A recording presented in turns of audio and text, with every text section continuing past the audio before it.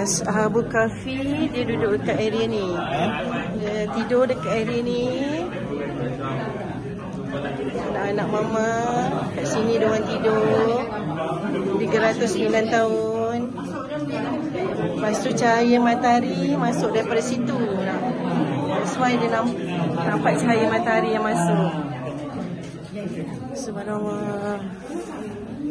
Yang tu apa? Oh. Ini apa? Ini apa? Cahaya matahari masuk ke sini. Waktu pagi. Petang kat situ kan? Okey. Dia nampak awak cahaya kan? Cahaya daripada pagi kat sini.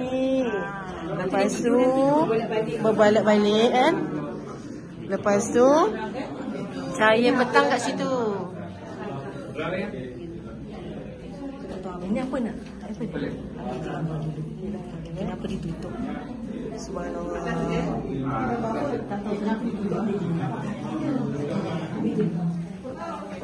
Ini apa ni guna?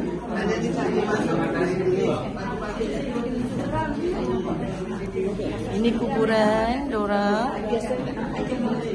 Ada 7 orang, ini semua kuburan dorang, tapi tulang-tulangnya semua dah dimasukkan dalam satu area ni saja. Subhanallah, tabarakallah.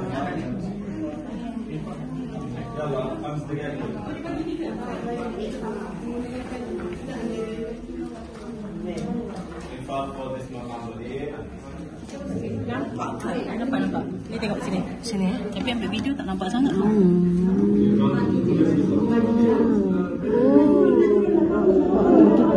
Oh, tulang dia.